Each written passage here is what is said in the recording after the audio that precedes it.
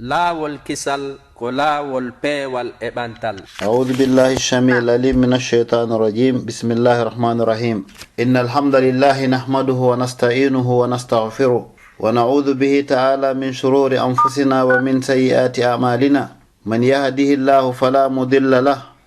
ومن يضلل فلا هادي له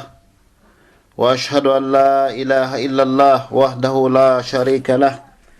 وأشهد أن محمدا عبده ورسوله وصفيه وخليله ومصطفاه وحبيبه أرسله الله رحمة للعالمين وهجة على الناس أجمعين فبلغ الرسالة وأدى الأمانة ونصح لهذه الأمة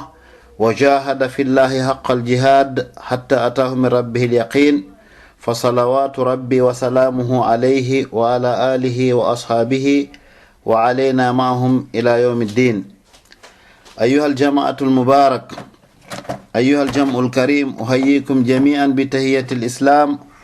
قائلا لكم السلام عليكم ورحمة الله تعالى وبركاته. طبتم وتاب مساءكم أينما كنتم.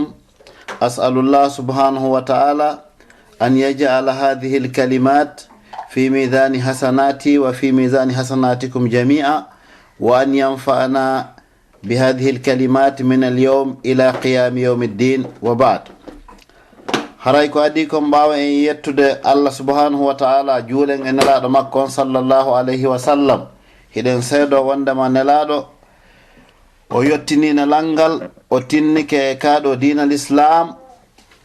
ha no hani e tinnorde non ko ɗum waɗi sika hewti en kañum diina kan no hani e hewtirde non kadi tawi hay hunde man kaali ton awa haray hiɗe weltano ɗum no jomirawo subhanahu wa ta'ala. si ɗum ɗon feƴƴi en weltanike rasulu sallallahu alaihi wa sallam e sahabaɓe makko ɓen e hikkiɓe e sahabaɓe ɓen e hikkiɓe ɗon ɓen kadi ha yetti e meɗen ɗo hande. ɓe fof yo Allah subhanahu wa ta'ala yoɓuɓe ko moƴƴi e kala jokkitiɗo ngol ɗon laawol. si ɗum ɗon feƴƴi haray mi weltano jama dendagal wonɓe heɗade ɓen laawol kisal o sayɗoɗe. mi toro jomirawo subhanahu wa ta'ala yo kafidu en fof baraji ko wonata e ɗi konguɗi ɗo kon wata o ɗaw en ɗin baraji ɗon ɗe, yo okku en kadi mana hayran mo afiyatan e meɗen e ɓengureji meɗen en fof. toro Allah subhanahu wa ta'ala kadi okkipiɓe fi radio lawol kisal on, yo Allah subhanahu wa ta'ala ɓeydan ɓe fof jam e kisiye, waɗanaɓe hayran o afiyatan kamɓe ɓengureji maɓɓe, que ce soit no wonɓe ka technique ɓen ma jogiiɓe jonde nden ɓe fof e maɓɓe. summa si ɗum ɗon feƴƴi haray hiɗen anni yewtugol fi gurdan ceernojo mo hewɗen nande hino jaɓodire e ɗenɗe hino wi'e al-Bukhari. en nanay si karamo koɓɓe janggani en hadis ɓe inna imam Bukhari fillike mo. hiɗen heewi nangol ɗum. joni noon haray yiɗɗe bangigol ko hombo woni o imamul Bukhari ɗo, ko honɗum waɗi si tawi sowno fo sowno en nanay hino wi'e imamul Bukhari fillike ma imamul Bukhari sellini on hadis ɗon ɗe. haray ko ɗum ɗo woni ko yiɗɗen ɓangingol ɗo berwo ko Allah subhanahu wa ta'ala newni. haray bidayatan wiɗen kañum imamul Bukhari wallahi e nder qissa makko on hino woodi ga alhaaliji hawniɗi fota fuɗɗorino janngiri non haa ko honno yumo makko darori fiyo janngu, haa ko honno o ɓuriri mana goreɓe makko ɓe wonduno sa'i gooto, haa ko honno o wallifori defte makko ɗen tentini deftere wetenden Sahihul Bukhari e ko yowdiri e muɗum e yiyay e nder nduyaadu ɗo kadi wallahi mu'jizaji molanaɗi. haray noon o darsuɗo hino ɓuri himmande fof kono tentini jogiti ɓen deftere hande inna hino jangude. sen jangi qissa imamul Bukhari mo kala haray peesa e ɗon hoore muɗum, peesa ɗo wakkilare mum nden ndaara si tawi on tigi tawi hino eɓɓa wa'itirgol noon o yetta Allah, so tawi le hino manki haray on tigi ɓeyda tinnagol. haray ko ɗum ɗo woni tigi tigi on aslo on e jangugol qissaji ɓeɗo ko fi wajitagol e fi jembingol ɓe golleji maɓɓe moƴƴi ɗin fi on tigi tinno. haray ko ɗum ɗo woni lasli on e ɗum ɗoɗe. donc amma inde makko kanko imamul Bukhari haray ko Muhammad,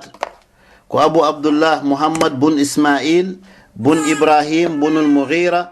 bun Bardizbah al-Bukhari al-Hafiz imamu ahli al-hadis fi zamanihi. haray ko Muhammad kanko wiyete ko gedal Ibrahim, ko on ɗon ko gedal Mughira, on ɗon ko gedal wiyeteɗo Bardizbah. haray ko hafiz, si goɗɗo innama ko hafiz mana karamo koɓɓen si tawi on tigi jangi ke hadis ha tigi tigi on o hunjike ha o gayni hunjagol e wooloyay ko ha honto on tigi hunjete so o wi'e hafiz, haray o heɓuno ɗum noon si o wi'a al-Hafiz kanko o karamokojo ɗo de Imamul Bukhari, tawi kadi fewndo zaman makko hay goto ala e ɓindirteɗo e makko e gandal ko yowodiri e sunna nelaɗo sallallahu alayhi wa sallam. haray noon karamokoɓe waɗoɓe tarih ɓen ɓe lutodiri est ce que lasli makko on ko arabujo ka wana. wono karamokojo gono wiye Abu Walid al-Baji e goɗɗo no wiye al-Khatib al-Baghdadi e Imamu Nawawi jomirawo Riyadu Salihin on e Imamu Dhahabi jomirawo Siyaru A'lamin Nubala, ɓeɗo foppi ɓe yewti ɓe inni wonde soro makko kanko Imamul Bukhari wiyeteɗon Bardizbah, hari ko farisiyankejo ko ɗum woni ko yimɓe Iran lasli makko on. haray amma jibinede makko kanko Imamul Bukhari ko jibina ko e ñande 13 Shawwal 194 hijriya, mana ko heɓi duuɓi 100 e duuɓi 90 e duuɓi 4 ko nulaɗo Allah sallallahu alaihi wasallam wi Makka ɓe seni Madina, ko ɗum ɗon timmi woni ko o jibina. ɗum hawrodira e jibinede annabi Isa le 20 juillet 810. haray ko ɗum noon feppodirta e on date ɗon.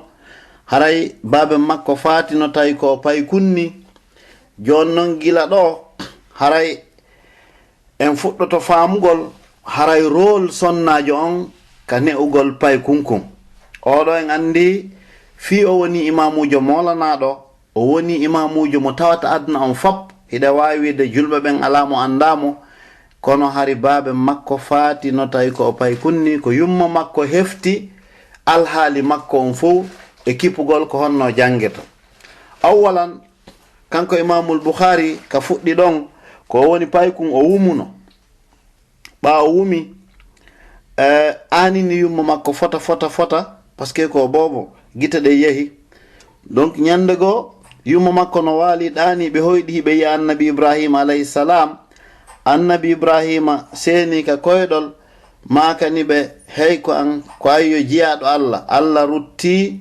gite ɓiɗɗo ma on e ma sabu ko hewɗa du'agol kon, ma ɗum sabu ko hewɗa wullugol kon. ko filli ɗon Abi Muhammadul Balkhi ko on wi mi yejjiti siko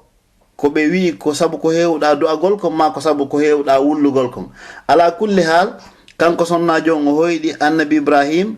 inni mo wondema Allah rutti gite mana geɗal makko on sabu ko heewi du'agol kon ma sabu ko heewi wullugol kon.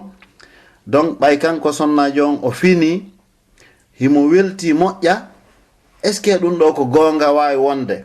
o yimmi o yehi ka paykun ko waali ɗon haɗa on sa Imamul Bukhari ko paykun, o mowli koyɗe makko ɗen fi findingol mo, o waɗi ɗon doyi ha o findinimo. ɓawo findinimo oya immi tun o inni nene miɗo rentuma o wooli ɗum laabi 3. on tumati sonnajo on o fesi o welti o wi alhamdulillah alqadiri ala kulli shay, mi yetti Allah wawɗo kala hunde. haray nde yewtere ɗo hiɗen tawoyande ka tarikha Dimashqa li Ibn Ashakir e tahdhibul kamal lil Mizzi. donc haray ko yewtere sellude, haray ko ni woniri alhaali makko Allah subhanahu wa ta'ala wuminnomo kono artiri gita makko ɗen kanko Imamul Bukhari. summa joni noon fi fuɗɗagol makko jangugol ngol, ñande go yummo makko hino ranza pihoy ka suudu miranhoy. e nder ko ɓe ranzata kon ɓe yiiti ɗon kaydiwol, tawi ko hadis nelaɗo sallallahu alaihi wasallam winde e ngol kaydiwol ɗon. ɓe anditi kisan moodi maɓɓe maketeɗo Ismaila on, ɗum woni ben Imam al-Bukhari. on tumanti ɓe fesi, ɓay ɓe fesi kañum paykun kun mana Imamul Bukhari hadi ko payku wiɗen on say o inni yumma ko no wonda e fesude. nen makko wi yo Allah yaafo baɓe ma, hari ko gorko hulaynoɗo Allah, hari mo hewno yelagol fi yo heɓu ɓiɗɗo gorko ganndo. Mi anditi noon ɗum mi tawi woni ha joni mi naɓali mata o jande tigi tigi on haray mi desidi bila jango il faut mi kipa fino jangira, sabu mi yiiɗo hadisaji ko baben ma winduno, baben ma ko gando molanaɗo wonno, haray mi heɓiɗon miijo kisan tami weddito yo mi naɓe jangoya kisan hunjoɗa qur'an janga makuji nelaɗo din sallallahu alaihi wasallam, janga arab. On tumati kañum paykunkun o wi o wi nene haray baben an hari ko gando, nen makko wi naam baben ma hari ko gando. On tumanti o wi nene mi fodima inchallah min kadi mi rewra e lawol baben ngol, mi hettinay mi janga ha min kadi mona gando. Donc haray ko ɗum ɗo woni ko paykunkun foduno yumma muɗum, sabu ko ɓe yi ngol ɗerol ɗon. On tumati ɗum ko waɗi koye saare wiyeten nden Bukhara, nden saare ɗon kande woni hande adna on koye nder pays wiyeteɗon Uzbekistan. Hari noon on tuma nden saare ko jeyande e cae ɓurɗe mawnude, ɓurɗe nantude inde on sanga ɗon. Hari kadi arabu hino jangeteno to moƴƴa qur'an hunje e tarikh karamukoɓe hewɓe iwrunoɓe Madinatul Munawwara e iwrunoɓe Makka ardirno gon sengo ton, ɓe woni toon tawi gandal molanagal hino heɓo e on ɗon nokku. Donc kanko Imamul Bukhari yumma makko ƴettimo noon naɓi e karamukoɓe nden saara ɗon wiɗen Uzbekistan. O fuɗɗi jangugol e nder ko jangata kon wonali ka o timminta duuɓi 10 tawi o timmini hunjagol qur'an, o wawi wolugol arab. Donc o jangi fiqhu, o hunji hadisaji nela Allah sallallahu alaihi wasallam hewɗi tawi tigi tigi on koye nder ko timminta duuɓi 10. Yumma makko nde yino ɗum ɓeydi heɓugol kadi courage fi kipugol no jangira. Kala kanani fi karamokojo puusa mo inna yo yahu ɗon tigi tigi on yo wakkilo o janga e nder saare wiyeten nden Bukhara, ha saare wiyeten nden Samarqand, ha e saare wiyeten nden Bikand. Ɗeɗo cae fof ko cae wonɗe terlemma ɗon e goɗɗe ɗen no wontiri fewndo hande e mana e nder Risi, cae goɗɗe ɗen hino wontiri e nder Iran, ɓurɗe hewde ɗen hino woni e nder Uzbekistan. Donc ko ni karamokojo on ko ni kanko mana Imamul Bukhari o fuɗɗori jangugol, o woni joni e jindugol e nder Bukhara kañum e Samarqand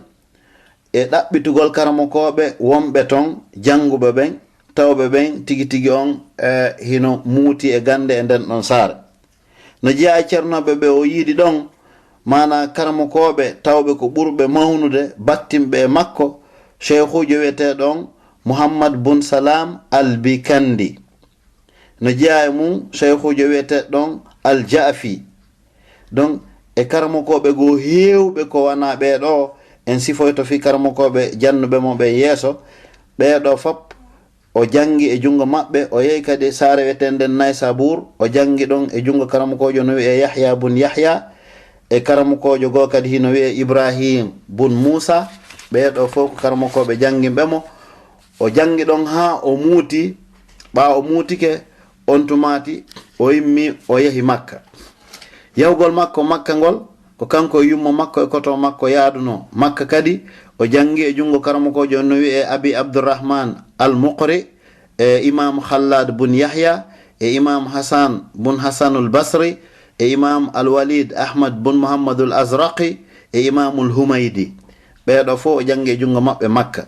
Madinatul Munawwar o jangi e jungo karamokojo no wiye Cheikh Abdul Aziz Al-Ayusi e Cheikh Ayyuba bun Suleyman bun Bilal e Cheikh Ismail bun Abi Uwais. Ɓeɗo fop o jangi e jungo maɓɓe. On tumati nde o gayno jangude e jungo ɓeɗo o desidi kadi kala ka o nani fi maku nelaɗo sallallahu alaihi wasallam no wowle o kipay ha o andoya on maku ɗon no selli walla sella. Si tawi no selli o ƴetta o winda, si tawi sella o accida e jommum. Kanko ɗum ɗo wonno objectif makko on e gurdam makko ɗam. Donc o yimmi o yehi kadi Égypte. Eɗen andi on sanga hari Égypte mana no jeeya e duɗe tatagije, duɗe ɗe tawata ɗen fi mum no ɓura sifede aduna on. Hari gando on say sa yahali Égypte yawɗa Misra haray hino mankamma. O yiwi ɗon o yehi kadi e nder Sham on. Sham o jangi e jungo wiyeteɗon Abil Yaman, o jangi e jungo wiyeteɗon Adama bun Abi Iyas, o jangi e jungo Bishr bin Suaib, o jangi e wiyeteɗo kadi Abil Mughira Abdul Quddus e Ahmad bun Khalid al-Wahbi ɓeeɗo fof jangginimo e nder leydi Sam ndin e karamokoɓe kadi ko wana ɓeeɗoɗe. on tuma fi makko fuɗɗi lollude e nder ka o jangata kon, kala ka o yehi o jangi o janga e seeɗa tun Allah subhanahu wa ta'ala udditamo o wawa buy. karamokoɓe ngalɗi ko honno kanko ko woni hunjagol kon tawi no diwi ɓe.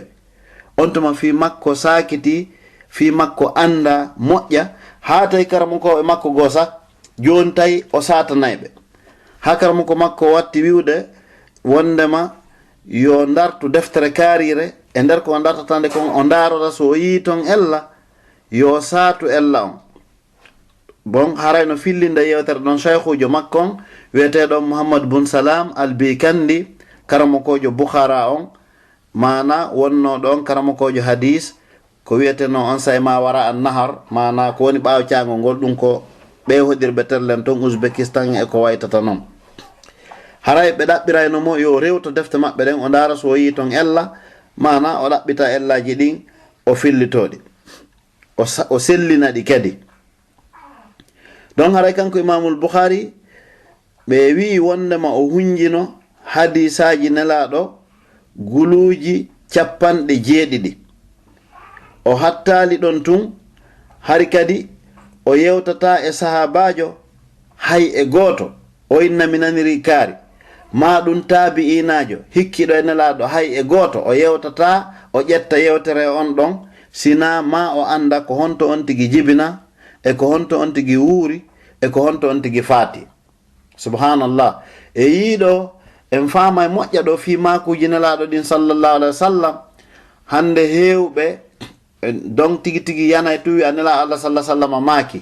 jeyid, si nela Allah sallallahu alaihi wasallam maaki kono hiɗa hani andugol an kadi ko e deftere honde ittuɗa on maku nelaɗo ɗon.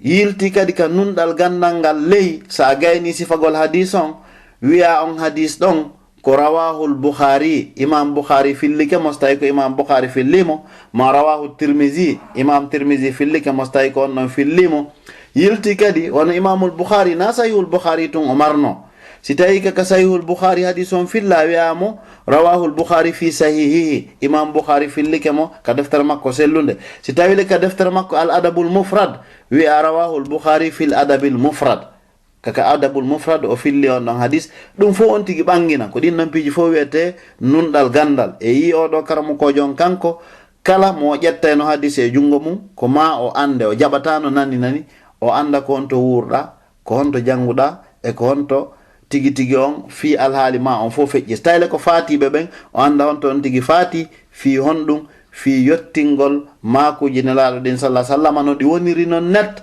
hara hay hunde uytaki ton. ko sabu ɗum ɗolle wat sika dina hewti en ɗo hande tawa hiɗen sendidiri ko laaɓi e ko tuuni, hiɗen sendidiri ko wiyete hadis selluɗo e hadis lowɗo, hiɗen sendidiri ko wiyete sunna e ko wiyete bida hakaza. donc kanko Imamul Bukhari ko heɓata duuɓi 16 o tawi ha joni himo soholiri kadi yahugol ɓeydo gandal. o yiltiti kadi Makka, ɗum ko hawri ko an 210 hijiriya, ko heɓi joni duuɓi 200 e duuɓi 10 ko nelaɗo Allah sallallahu alaihi wasallam feri. o yiltiti kadi toujours o continue kadi ɗaɓɓugol gandal. o woni toon yumma makko accimo toon kañum e koto makko Ahmad ɓe arti kadi Bukhara. kanko o continue o woni toon himo yiltodira hakkude karamokoɓen ton funnangue hirnangue kala ka o nani karamokojo o yahay o janga e jungo on tigi, o alano e yawitagol hay e goto. ko ni o jokkiri ha timmi, ka timmata ɗon duuɓi 2 tawi himo Makka. tawi joni o fuɗɗi keɓude gandal, ko on tuma noon o fuɗɗi wallifagol deftere makko wiyeten nden Gadaya as-sahaba wat-tabi'in, mana deftere sifotonde fi sahabaɓe nelaɗo ɓen tun sallallahu alaihi wasallam e fi tabi'ina en, ko ɗum woni mana hikkiɓe sahabaɓe nelaɗo ɓen sallallahu alaihi wasallam. nden deftere ɗon ko fi ɓen tun o sifi fi on ɗum par ce que hari o andi fi ɓen ɗon trop e wi kanko hadis, kala hadis mo jangi ma o anda ko hombonaniri kaari, ko hombonaniri kaari ha yetti e nelaɗo sallallahu alaihi wasallam, wala ƴettude sikki sakka. bon e hoore ɓen kadi so andi ko hombonaniri oya ko ma kadi o anda honto ɓe jibina e ko honno ɓe wuriri. Sabu ɗum waɗi o andi sahabaɓe moƴƴa fi kala ɓe wuridari. O andi tabi'ina e mana hikki ɓe sahabaɓe moƴƴa ha tigi tigi o andi ɓe gandal yonugal. O tawi hino nécessité hino hani ka o ƴettangal gandal ɗon o windangal e deftere fi ɓeɗo fo mo kala no wuriri. koye ɗum noon cheikhna al albani rahimahullah woni ko tuugi kañum kadi jangi fi ɓe worɓe ɗo saati ɓe ndaara ɓe ta kala nunɗunoɗo tigi tigi on andiraka sama kala hadise on ɗon on sella, kala andiranoɗo ɓoyɗugol ko kum fanɗi o, sabu ɗum ɗon on hadise on ɗon on lo'a. haray kanko addi wallifade ko waytatawan e sifa nden ɗon deftere o wi nde gadaya sahaba wattabi'in. haray nden ɗon hino anda ko premier deftere wallifande e ko yowodiri e sifa ngal ɗon gandal. donc haray ko o yiɗno kadi wonugol madinatu munawwara kanko imamul bukhari fota ngol lawol ɗon kadi ɓawa i makka o arti madina tigi tigi e nder ko woni madina kon ko ɗon o wallifi deftere makko wiyeten nden at-tarikhul kabir, tariha mawɗo on. no wodi e fi nden ɗon kadi ko hawni, sabu nden deftere ɗon ko honɗunde mofti ko inɗe filliɓe hadis nelaɗo ɓen sallallahu alaihi wasallam ɓe fab e alhaali maɓɓe ber kala mo o naniri ma ko nelaɗo o waɗi ɓe fab e nder nden deftere ɗon o wi nde at-tarikhul kabir. ko ɓuri noon hawnagol musidɓe julɓe tedduɓe, haray hiɗen andi zamanu meɗen ɗo alhamdulillah hande kala ka yaɗa hino jalbi, foti kaka ɗate, foti kaka cuuɗi, foppo kuran no woɗi. amma imamul bukhari o filli o inni womi yahayno ka takko berɗe baqi'a mi jooɗo ko si lewru jalbi mi winda ko noon mi windir nden deftere ɗon ha mi mutini. ha o mutini ko lewru ndun si jalbi o ara o winda. subhanallah. enen noon tawa joni hiɗen fofani ha yahugol wakkilo ɗaɓɓita ɗum ɗon janga hina kam fere ko feƴƴi yeeso ɗon. haray ɗum noon ko hande wattango yila e mum waajito titigi on. haray ko ni imamul bukhari woni ko yangori e ɗum ɗon ɗe on alhaal ɗon ha o wawi windugol nden deftere ɗon nde lanni. on tuma o immi o yiltiti o yahi sham, o yahi misra, o yahi kharasan, o yahi iran, o yahi mana sengo funnange riisi on to kañum ma e hirnange afghanistan. ɗum ɗo fop o yahi kon nammo ton wona ɗaɓɓugol euro, wona ɗaɓɓugol dollar, wallahi ko nammo ton fof ko ɗaɓɓitugol makuji nelaɗo sallallahu alayhi wa sallam fi yo heɓu baraji ɗum ɗon, fi yo heɓu baraji rasulu sallah sallam, fi kanko kadi yo yottin e kaɗo dina. hakaza o yahi kadi ka duɗe mawɗe arabu ɗen ɓurno wonde ɗon on sanga ɗum ko basra kañum ma e bagdad. hari on tuma ko bagdad wonno capital lontal islam on, tawi capital ngal iwi madina fewn ɗon ko bagdad woni. ɗum ko fewndo al khilafa al abbasiya. o gandi ɓay sahaba ɓen ɗanayo feƴƴi lontal arno ngal ɗon hino wi'e al khilafa al umawiya. lontal umawiyankoɓen ɓayn noon feƴƴi hikki ɗon al khilafa al abbasiya, lontal abbasiyankoɓen. haray ko ni l'islam on woni ko laamora ko noon ɗin étape ji ɗo yaari ha hewti en ɗo hande. donc ɓe wi e nder ɗin voyage ji ɗon imamul bukhari o heɓuno gandal molanangal ha tigi tigi on fi makko lolli moƴƴa, fi makko nana fota tigi tigi on. karamo koɓɓen on andi no jeeya e aadaji karamo koɓɓen sifa ko fewndi kon hande. si goɗɗo wi tun himo jangi, si o tummodirama andoto, si o yewti andoto. si karamo koɓɓe yiidi ɓe anday mo kala anday ko honto place o yon gasto mana hikkade ɗum ɗon haray koko mana ko fina tawa. joni imamul bukhari oɗo ɓafi makko lolli moƴƴa tawile kadi no wodi karamo koɓe hewɓe on say tellen bagdad ga jokkuɓe fi gande hadis. ɓe inni men nani suka no yalti bukhara hino wiye mana muhammad bun ismail al bukhari. men nani ala ko o hunjaki e mako jinaɗo, menen men faala andude ɗum. allah waɗi on sanga ɗon o ari bagdad. ɓawo ari bagdad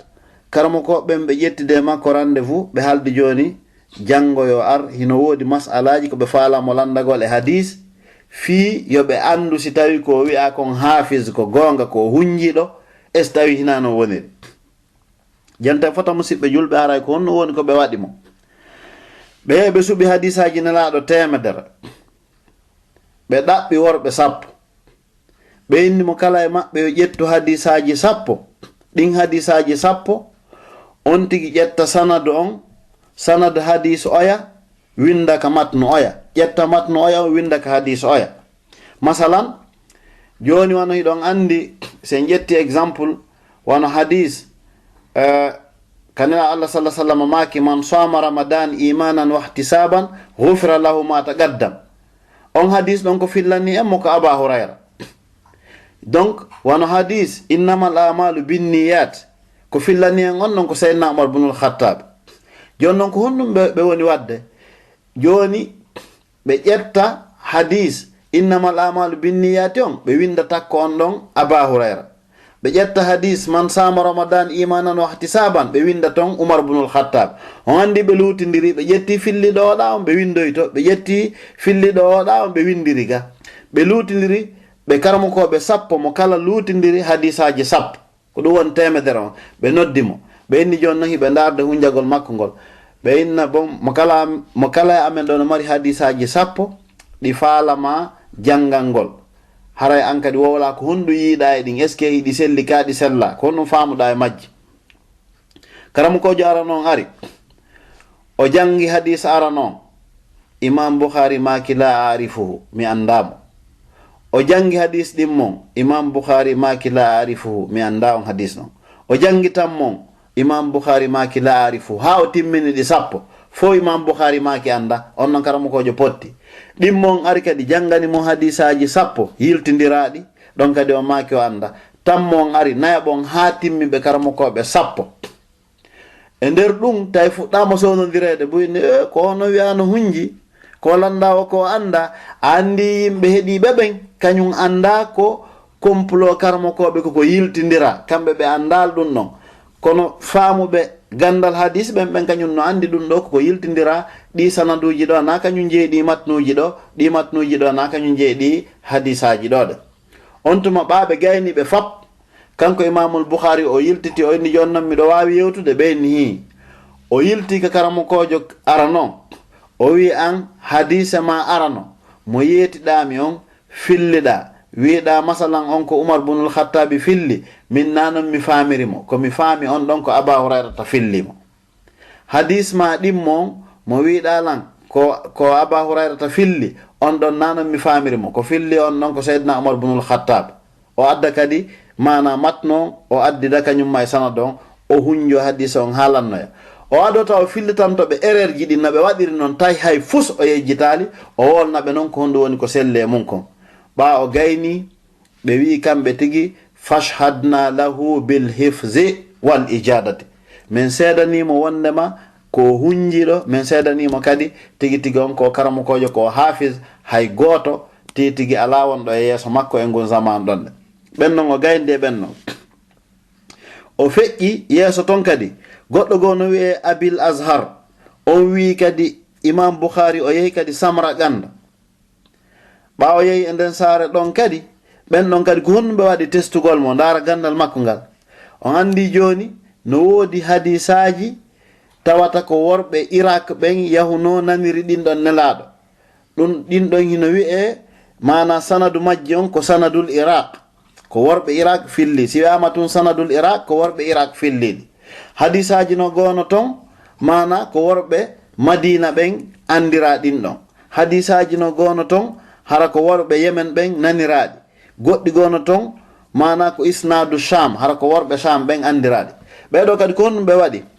ɓe adda hadis on ha ɓe gayna ɓe ƴetta hadisaji wano 10 ma nogay ɓe ƴetta filliɓe ɓen ɓe waɗa worɓe Sham ɓenna ko ɓen filli ɗiɗo ɓe ƴetta hadisaji Iraq ɗin ɓenna ɗiɗo kamɓe ko ɓe naniriɗi ko worɓe Madina ɓe jiiɓidiri ha ɓe gayni Imamul Bukhari ari fuɗɗitiɗi fop goto o fillo o inna min e hoore nedi kadi hadis kaarijo min hinanon mi andirimo on ɗon ko kaarimo Madina fillimo hadis kaarijo min nanon mi andirimo on ɗon ko kaarimo Sham fillimo hadis kaarijo nanon mi andirimo on ɗon ko kaari ɓe Iraq fillimo ɗon kadi o jettidir ɗum ɗon hay nokku o faljali ɓeyni la fi sanad wala fil matn o faljali ka worɓe filliɓe ɓen o faljali ka konngol fillangol ngol donc haray ɗen andi sinnama sanad ko fillotoɓe wano sen wi joni mana haddasana humaydi haddasana yahya haddasana mana kaari men naniri ko ɗum ɗo wiyete a sanad. matnu on ko konngol hadis on wona se wi innamal amalu binniyat golleji ɗin fof ko annuyeji ɗin ko ɗum ɗo woni konngol kona ɗaɓɓiteɗe kon ko hadis ɗum ɗon hino wiye almatn. donc hara ɓe testimo e o façon ji ɗo fof tigi tigi on ɓe tawi ko yani kana yafuugu aqranihi fi zamani hari himo ɓuri dendagal ko wiyete kon fewroɓe makko e on zaman ɗon ɗe o ɓuri hay karamokoɓe makko hewɓe tigi tigi on ko ɗo wonno imamul Bukhari. joni noon haray ñande goo kanko imamul Bukhari himo huyli ɗum ko sababe joni fuɗɗagol makko moɓidirgol kadi defte hadis ɗen e wolinani o wallifike defte kono ɗen ɗon na hadis ndeya nden ko fi worɓe hadis ndeya ko fi tarikh. donc haray ñande goo o hoyɗi kanko imamul Bukhari koyɗol ngol ngalɗinimo fota weeti bimboye karam ko makko o sifaniɓe o inni hanki mi yii miɗo dari yeeso nelaɗo sallallahu alayhi wa sallam haray miɗo jogi wifirkum miɗo wifa nelaɗo sallallahu alayhi wa sallam miɗo pottina kala si tukun wi jotta e maɓɓe mi wifakum miɗo wifana ɓe fiwata lakkere heɓuɓe titigon mi ngalɗi fota e ngol koyɗol ɗon ɓami fini miɗo humpa haray andude ko honɗum woni ɗum non. karamukojo makko goo welti fota on innimo inchallah sawfa tadfa'u lkadiba wal iftiraa an rasulillah sallallahu alayhi wa sallam. a wonayi ittowo kala fenande bakande e nelaɗo a wonayi duñayɗo kala hadis tigi tigi wi'aɗo nelaɗo no wowli hara wowla an on ko ɗum ɗo wonta jittidirowo ɗum nonde. on tumati kanko imamul Bukhari o welti fota noon feppodiri joni argol men ka wallifagol makko sahihul Bukhari ɗon kadi ɗo en sifo ɗum noon hiɗen faama wondema goɗɗo wallahi kala ka dambugal moƴƴere woni tawe wakkiloɗa fiyo moƴƴere nden marsu ta tefu ko kaari won ton ma wana kippu tun an fiyo moƴƴere marsu ɓaharay ko baraji on tigi faala ko wiyete ko lillahi wal rasul baraji maɗi waltoɗa ɗum goɗɗo yiɗi sali kono on ti gertum moƴƴina annu e muɗum o heɗitoɗen ɗo ko honno imamul Bukhari walli fori sahihul Bukhari. kanko imamul Bukhari o wi wo ñande goo kunna jalisina inda cheikhina ishaqa burrawi alimu kharastan wo ñande goo har meɗen jooɗi ka karamu ko amen cheikh ishaqa burrawi fa qala ahadun min ashabina goto e wondiɓɓe amen ɓe wi'i ha hande ka won ɗo karamo koɓɓen hay goto anda ko hombo woni o wowlunoɗo ɗon wo on inni ene tigi tigi Bukhari ɓa Allah waɗɗa hunji moƴƴa haɗi moɓidira e nder ɗi hadisaji ko janguɗa fof deftere wotere sellude nden ɗon nde wona ka yiltitete e mum fi makuji nelaɗo ɗin suɓa ɓurɗi sellude ɗin hawtidira ɗin ɗo waɗna e deftere. on tumanti kanko imam Bukhari o maki kisan fa ajala fikri ila dhalik miijo ango yiili e ɗum mi heɓi ide on kisan mi tawi ɗum ɗo ko ide labaɗo ni tigi tigo yomi geru mi waɗa ɗum ɗon de. on tumanti o inni fa bada'tu atlub wajma'ul ahadis wa bada'tu aghadu khimara hadhihi rihla tawila o inni mi fuɗɗi kisan moɓidirgol hadisaji ɗin seeɗa tawi nde ñande hari ko duuɓi 23 o mari 23 ans ɗum no hawrodira en 217 jibinede 217 fergune laaɗo sallallahu alayhi wa sallam e yi ide moƴƴingol sahihul Bukhari on hina imamul Bukhari heɓi ide on ko goɗɗo go on heɓu ɗo kadi gommijo ɗon on ide fi makko wowlaka ka tarjamaji andaka ko hombo kono fi andaka ko hombo hara en fop foten andude kala ka hadis imamul Bukhari janga haray si imamul Bukhari heɓi baraji sappo addunoɗo ide on kadi yo defterne moƴƴine on kadi heɓa e baraji sappo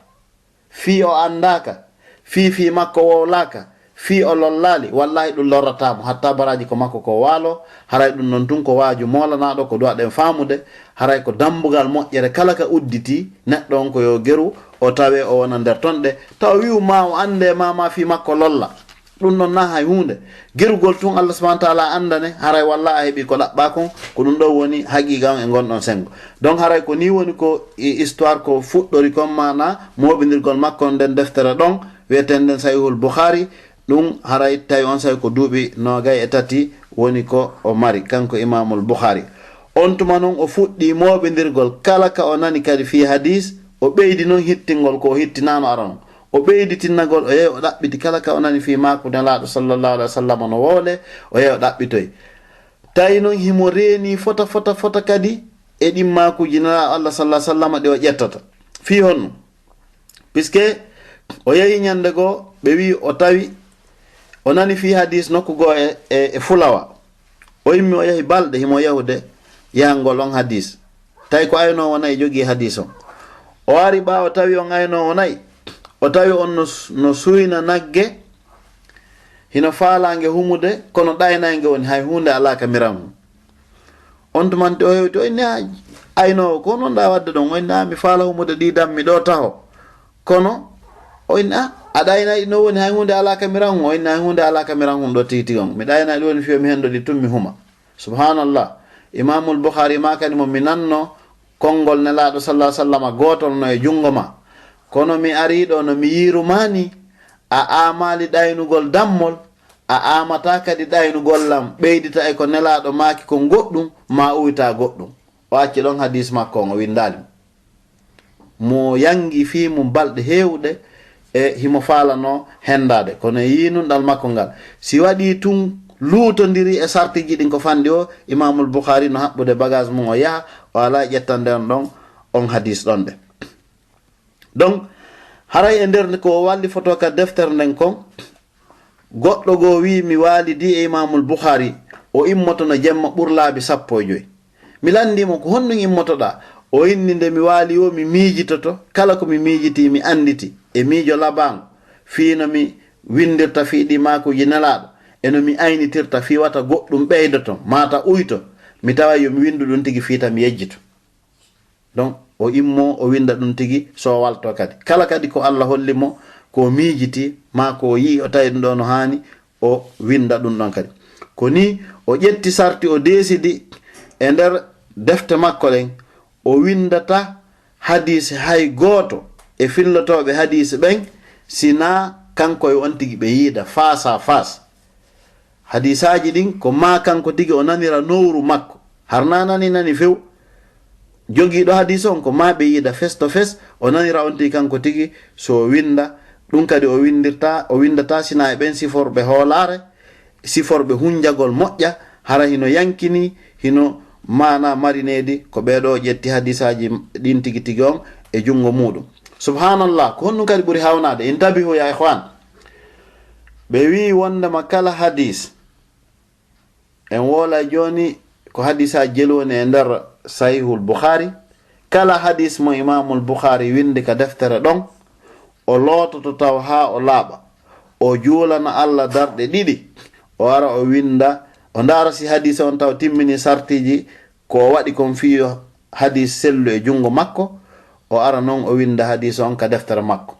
ko ni o windiri o looto o ara o juula darɗe ɗiɗi o toro Allah yo Allah hawri ndimmo e sawaba so winda hadis on ko ni o jokkiri e nder combien de temps o jokkiri ni e nder duuɓi 16 himo jindude adna on himo yangade si o wawi timmingol nde deftere makko wiyetende sahihul Bukhari duuɓi 16 donc e nder deftere nden o heɓi hadisaji guluji jeɗɗi 7275 hadis bon e defte go ɓe wi 7220 ala kulli halin 7000 on kan no timmi ɗi guluji jeɗɗi e ko fawi subhanallah ko ɓuri hawnagol kon on 7000 ɗin guluji jeɗɗi ko e nder jelu o yaltini ɗi o geru ha o heɓi hadisaji guluji 600 600,000 makuji nelaɗo sallallahu alayhi wa sallam selluɗi e ɗi sella o hawtidiri o suɓi nder ɗon tigi tigi on e o 7000 ɗo o waɗi ɗiɗo sahihul Bukhari kanko tigi imamul Bukhari o maki mi acci kadi hadisaji bus selluɗi mi windali ɗi fi hon ɗum khawfan min at-tatwil ka hulugol fi wata deftere nden juutiran donc haray ko ɗum ɗo haray inde nden deftere ɗon andi buusa landi keɓe ko honno nden ɗo wiyete ɓe innete tun ko sahihul bukhari ko non nde andira kono haray e hino inde mayre on ɗo ko selli kon tigi tigi ko nde wiyete ko aljami'ul musnadu sahih al mukhtasar min umuri rasulillah wa sunanihi wa ayyamihi mi fillito inde mayre on aljami'ul musnadu sahih al mukhtasar min umuri rasulillah wa sunanihi wa ayyamihi kono ɗum ɗo firti o wi aljami'u ko moɓunde on ɗum moɓunde makuji nelaɗo bus al musnadu ko waɗande sanadu kono woni on sanad ko mo kala no anda ko hombonaniri ha yettoyi e nelaɗo hay goto majjaɗo ala ton mo kala no anda kaari naniri kaari à 100% ha yettoyi e nelaɗo ko ɗum winde al musnad as sahih ko sellude hay hunde ko tañƴini no ñawi ala nder ton al mukhtasar ko raɓɓinɗinande kono woni o raɓɓinɗinande kadi en andi si goɗɗo geri ha heeɓi 600 000 hadis tawi ko 7 000 on tun o ƴettali hay 3% ko ɗum waso winde o raɓɓinɗininde ko al mukhtasar ɗum ɗon noon kadi ko honɗum min umuri rasulillah e nder fiyakuji nelaɗo ɗin sallallah alih w sallam en andi namakuji nelaɗo to won ton mi piiji kadi ko ɓe golli haray hino sifa nder ton wa sunanihi e sunnaji maɓɓe ɗum woni ko ɓe nanira ma ko ɓe yamiri ma ko ɓe huwi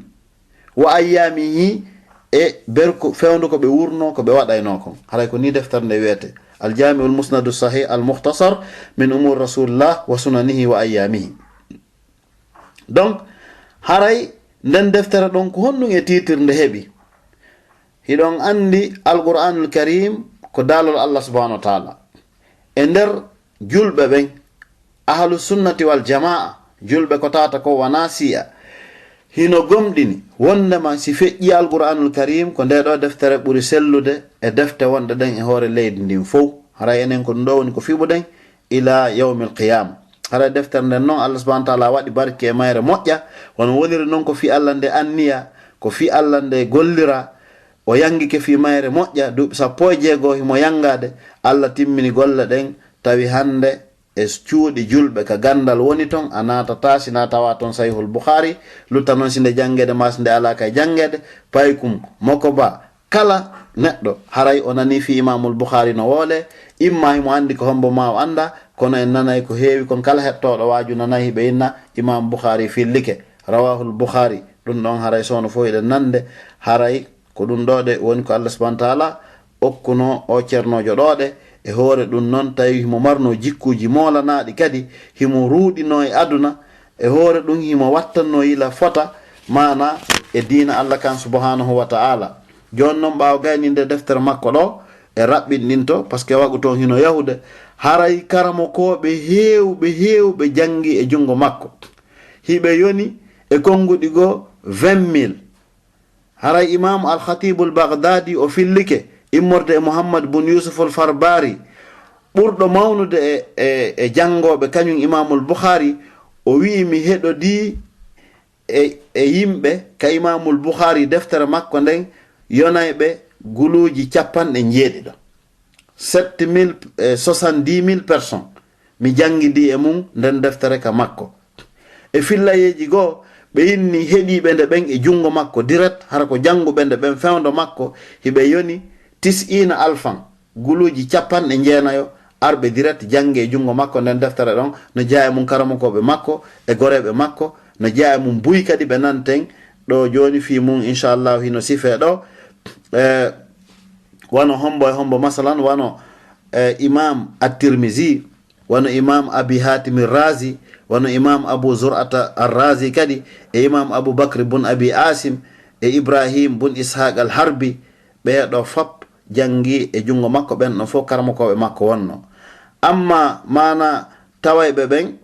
o ƴetti kadi e jungo mum tawa ƴettuɓe kadi e jungo makko ɗum mana talibaɓe makko ɓurɓe mawnude ɓen wano imam muslim eɗen ande nanay e bukhari e muslim donc imamu muslim kadi ko e jungo imamul bukhari jangi ibnu khuzaima marɗo deftere nde wiyetende sahihu ibnu khuzaima ko e jungo imam bukhari o jangi abu abdourahman an-nasai imam nasai kañumma e imam ahmad bun salama an-naysaburi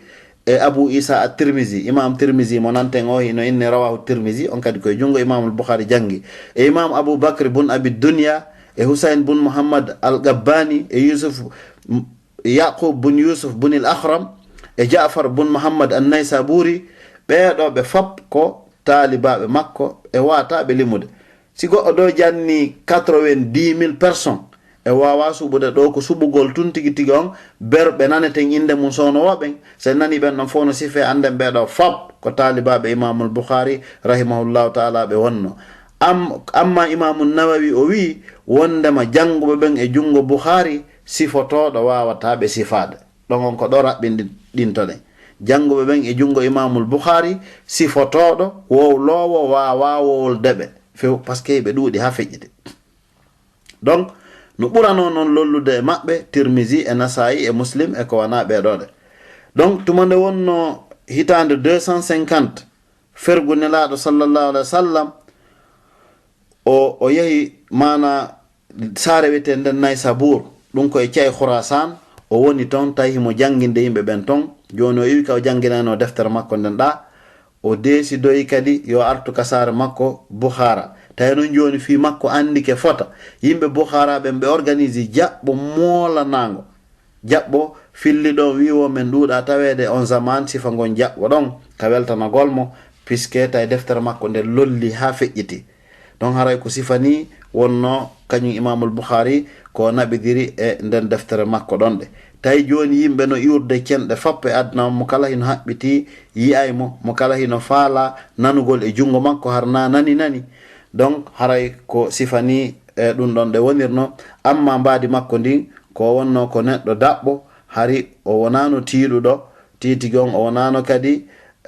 mana marɗo ɓali ha feƴƴiti, hari mo sewno ha feƴƴiti. ko sifa noon o wonirno. ko hewnoɗo kadi ka dewal, ko hewnoɗo juulugol kanko imamul Bukhari, himo hewno kadi julde makko nden hara himo huuli Allah fota e nder mayre.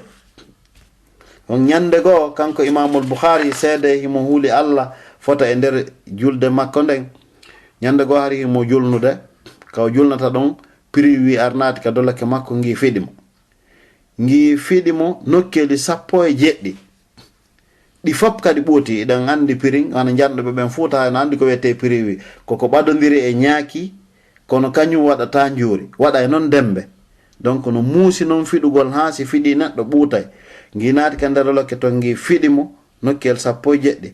ɓawa ɓe gayni juulude o inni ɓe wondunoɓen ndara nelan ko honno waɗi lanka nder dolokke ando ɓe itti ɓe tawi ɓandu fof no ɓuuti, ɓe inni ko honno waɗuma, ɓe ndaari ɓe tawi ko prix wi ari toon fiɗimo. on ton ɓe inni ene hanno wollanami goɗɗum no fiɗdema. o inni wallahi hari miɗo jangude cortewol, mi faalaka kuppugol jande cortewol ngol, mi yondini ɗon fiyo mi timmingol, donc mi timmina julde nden hara koye hoore yankinare. subhanallah, haray ko ni imamul Bukhari woni ko wawno. amma imamujo me wiyeteɗon Tajuddin as-Subki, on o inni o imamul Bukhari etoto no ñande o e ñalande. wondude koko wowɗen ɗo fof ko woni yangade fi hadis o gerayno ñande o ñande timmingol alquranul karim jangu gonde hakaza. donc haray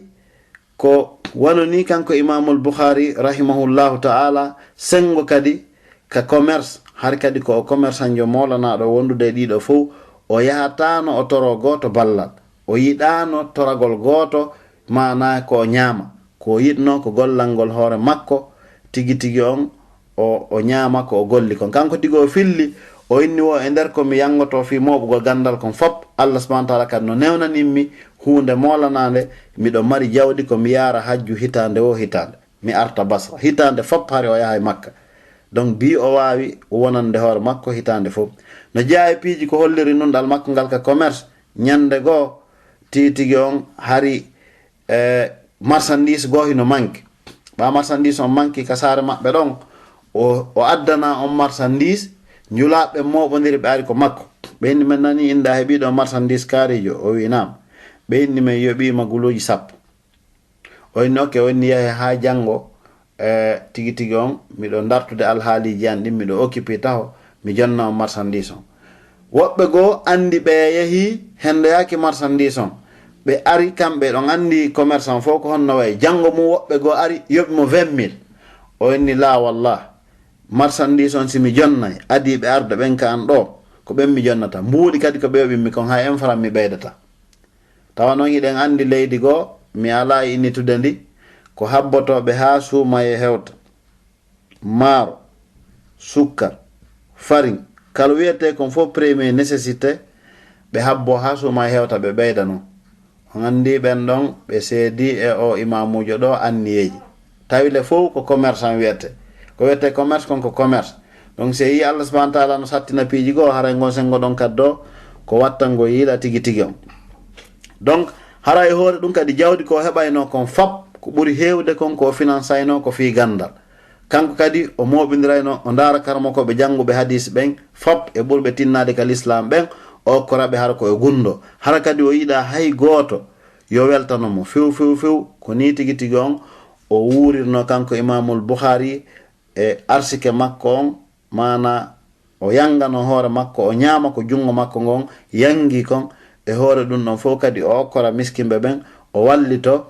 donc haray o woniri noon ha ko hewti terlen ko iwi e nden saare ɗon o arti e saare ka wiyete Samra Ganda ɗon tawi ko yimɓe ɗon men ɗaɓɓirimo yo arka maɓɓe o ari ton kono tawi o fuɗɗike nawde o nawni nawnare nden tiiɗi ɓande tiiɗi ɓe nattimo ka suudu makko o waali ɗon tawi ngulendi joni no yaltude e makko moƴƴa on tumati kanko tigi ñande goo o wi'a o inni Allah mi torkema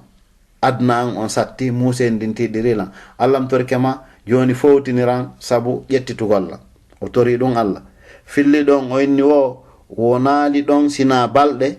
e asewere kikiɗe ɗum no hawrodira 256 hijiriya fergunelaɗo ko ɗum woni 870 jibinede annabi Isa alayhi salam tawi nde ñande himo mari 62 ans ko sifiɗen ɗo fi makko kon fop ko duuɓi 62 o wuuri on tumati o faati haray himo surra e saare no wi'e Khartinak ɗum hino anda e nder Uzbekistan on haray nde nokkure ɗon hino anda gabru makko on hino anda kala mo Allah subhanahu wa ta'ala newnani hammiri ton hino wawi juuroyagol mo amma karamokoɓe ɓen mana ko ɓe mantimo kon imam Ahmad bun Hanbal imam ahlu sunnati wal jamaa o wi ma akhrajat Kharasan mislu Muhammad bun Ismail al Bukhari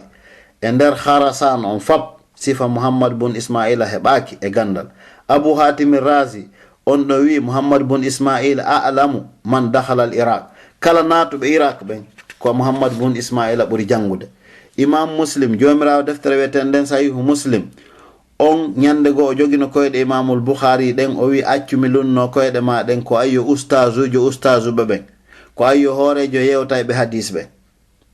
imam Tirmizi o wi lam ara ahadan bil Iraq wala bi Kharasan fi ma'na al ilal wa tarikh wa ma'rifati al asanid kabirun ahadun a'lamu min Muhammad bin Ismail o wi mi anda e nder Khurasan e nder Iraq hay goto janguɗo ɓuri Muhammad bin Ismaila ɗum ko imamul Bukhari ko yewti ɗum ɗo ko imam Tirmizi Ibnu Khuzaima yewti la même chose imam Hatim Razi ko sifa ɗum yewti imamul Hajjaj al Mizzi ko sifa ɗum yewti imamu Zahabi jomirawo siyaru a'lamin nubala on ko sifa ɗum yewti imam Zainuddin al Iraqi jomirawo alfiyatul Iraqi on o wi al hafizu lil ilm amirul mu'minina fil hadis huwa al Bukhari o wi ko woni hunjiɗo gandal ngal yeesojo julɓe ɓen ka hadis ko imamul Bukhari imam Tajuddin as-Subki on o wi kana al Bukhari imamul muslimin imamul Bukhari ko oɗo wonno almamijo julɓe ɓen ko oɗo wonno ñentinteɗo gomɗinɓe ɓen imamujo meɗen Ibnu Hajar al Asqalani mo anduɗen sarhuɗo on sarhu mana sahihul Bukhari o wi nde Fathul Bari fi sarhi sahihul Bukhari on ɗon o wi Abu Abdullahi al-Bukhari jabalul hifzi wa imamu dunya o wi imamul Bukhari ko fello hunjagol fello de gannon fello ko woni wo heƴa e hoore dow ton o wi ko fello hunjagol ngol ko almamijo aduna on non fi fiqhil hadis ka faamugol mana makuji nelaɗo din sallallahu alaihi wasallam imamu Shawkani ɗum ko awmo Yemen o wi al-Bukhari hafizul islam wa imamu a'immatil a'lam o wi imamul Bukhari ko on ɗo woni hunjiɗo on kal islam ko on ɗo woni almamijo imamuɓe ɓen kanko na almami yimɓe sempo ko almamijo imamu ɓen e ko wana ɓeɗo tigi tigi imam ibnu hajar al asqalani o wi sen udditi dambugal fi mantuɓe ɓen imamul bukhari yewtere nden juutay bindi ɗin ɗuuɗay kanko ɗum ɗo o yewti ɓe jaayi konngol ko imam bukhari ma kayno ɓe maki wondema mi waɗali e nder deftere an sellude nden ɗum won sahihul bukhari hadis hay goto sina mi lototo ado mi windudemo mi juula darɗe ɗiɗi o wi ha hande kadi mi jooɗaki fi hadis nelaɗo allah sallallahu alaihi wasallama fi windugol mo ha mi sendidiri sellude ɗin e lowɗi ɗin ɗi fap tawi mi andiɗi simi jooɗi noon fi windugol ɗi haray ko ɗum ɗo o wi hay nokku kadi mi faalaka yewtude yewtere aduna sina mi fuɗɗori yettugol allah e mantugol mo kala ko mi yewta min nayi alhamdulillah rabbil alamin wassalatu wassalamu ala rasulillah simi yewta kala ko mi yewta o inni miɗo tori nde mi yiido tawi allah ñande dargal hara kadi o nangitira allah kami ño'i hay e goto mana e nder ko wuuri kon kanko allah subhanahu wa ta'ala newnanali mo ño'ugol hay ibnu adam hay e goto donc amma defte ko walli fi kon hino ɗuuɗi hino ɓuri noogay donc no jeeya e munde nde wowolɗen ɗo joni aljami'u sahih wiyeten nden sahihul bukhari wonande noddirayɓe non ɓen kono ko jami'u sahih nde wiyete e deftere makko wiyeten nden al adabul mufrad nden ɗon ko ende nde muula e deftere makko wiyeten nden at tarikhul kabir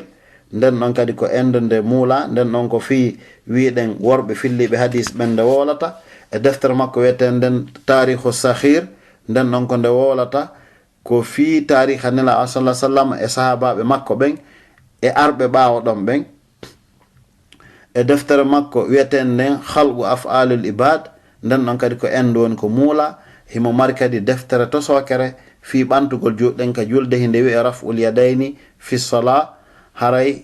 ɗeɗo e ko wana ɗeɗo e defte makko goo haray hewtali en goɗɗe ɗen fi mum no anda kono ɗe yi'aka e nder ko ɗaɓɓita kon amma goɗɗe ɗen haray hino muula haray ko oɗo woni imamul bukhari e raɓɓinɗinade fota o andi si goɗɗo wuuri duuɓi 60 hino jokki gandal e façon mana sifa ɗin ɗon piiji jangugol e jannugol e ɗuma ko wuura e nder duuɓi 60 ɗum watake sifede nder 45 minutes kono haray fanude nden ko honɗum ko famingol enen heeɗiɓen fo surtout jangoɓe ɓen mo kala yo heɓu courage haray hiɗen heɓa e nder yewtere nden goo on andintingol ka fuɗɗornoɗen to wondema nenejo no joirol jano fiyo ɓiɗɗo makko on jangu haray karmakoɓe arabuɓen ɓe wi lam tara aliman illa wa wara'ahu imra'atun wo a yiyata karamakojo hay nokku e aduna on sina haray sonnajo no ɓaawo ko imma yumma makko no daditi mamo marton jajirawo daditiɗo ma en tout cas goɗɗo goɗo no ton haray sonnajo daditiɗo fiyo kaari janggo ka yiiɗa gando o ɗum noon haray karamakoɓen hino fottani ɗum noon ɗimmun ɗum hiɗen faama wondema hunde fof nde waɗirama fi allah allah jaɓayde nde hitta ka aduna ɗo walla hara o e yi deftere makko nden sahihul bukhari nde hitti aduna ɗo nde hitti lahara kadi nde mana nde heeɓi ko wiyete kon qabul kono wiyete qabul deftere nden tawa aduna on fof hittini fi mayre wiɗen nde hitti lahara fi hon ɗum par ce que ko gayni nde walli faade o hoyɗuno himo yiɗa e nela allah sallah sallam mi acci ɗon sifagol ɗum ɗon fi tami juutin ha yewtere nden e moɗon sako haaɓon ɗon hara hiɗen faama kadi e nder yewtere nden wondema e fi goɗɗo a jangi e jungo goɗɗo tigi tigi on ma a janni goɗɗo si tawi kadi oya ɓurtoyke gandal oya kadi hino wawi yiltatagol janga e jungo oya e yiɗo imamul bukhari karamakoɓe makko hewɓe tigi tigi on jannuɓe mo ɓa o moƴƴini deftere nden sahihul bukhari allah subhanahu wa ta'ala waɗi barke e mayre buy yiltatino jangi e jungo makko ɗinɗon fof ko piiji haray ɗi tirete leeson ɗo e yi kadi jawdi ko heɓi kon kanko fop ko fi gandal o financi ko ɗum ɗon le luttiti ɓawa makko ko wona e fillede kon ha hande ka joɗɗen ɗo e yi kadi haray courage mo jogino on hande ɗe cae kaw yehi ɗo fop wona makka madina basara kuufa sham nokkel ɗin fop ha riisi ala kaw tippade ɗum ɗo fop hara ko fi ɗaɓɓere gandal e nder duuɓi 16 walli fagol deftere fi ko accana mofte ɗen e yiile nde nafi hinde nafude nafoore mayre kadi ɗe continue ila yawmil qiyama ha allah okki nden deftere ɗon titre wonugol taw ko kayre woni si qur'ana feƴƴi ko kayre hikkata ɗon ka lawol ahadu sunnati wal jamaa donc haray defte noon sifiɗe fi gurnan imamul bukhari no ɗuuɗi fota ko sifete ko no ɗuuɗi fota ɓanon haray karamokoɓe gono nderga la shakka miɗo andi haray woda yiɗiɓe ɓeyditugol e nder yewtere nden ɗo seeɗa juste mi andintina ɓe en ɗuɗɗinano ɗaɓɓitugol defte buy puisque fi makko ka min ɗawa defte ɗen no windi ha yoni defte nayi tun ɗo ka kala mi daari seeɗa mi eggani e yewtere nden deftere aranere nden ko albidayatu wan nihaya li ibne kasir hiɗen andi on mbo wiyete ibne kasir deftere ɗimmer nden alwafi fil wafayat ɗum ko salahuddin as-sufdi deftere tammer nden siyaru alami nubala li zahabi nden noon alaka goɗɗo accande kala wolowo fi tariha yimɓe hadis ɓen kañum ma e tahzibul kamal haray ko ɗeɗo defte woni ko Allah subhanahu wa ta'ala newnani mi darugol e mum kañum ma e internet on kadi seeɗa fi wawgol moɓidirgol ɗi konguɗi ko nanɗon ɗo wa ma kana fiha min tawfiqin fa min Allah kala ko nanɗon ɗo tawi no hawrodiri e ko Allah yiɗi o yarli haray ko immorde Allah si faljere no ga haray ko mi woni ko falji haray miɗo yaafino e moɗon yaafino e jomirawo subhanahu wa ta'ala wa astaghfirullah al-azim li wa lakum wa li sa'iril muslimin fastaghfiruhu innahu huwal ghafurur rahim wa akhiru da'wana anil hamdulillahi rabbil alamin. Assalamu alaikum wa rahmatullahi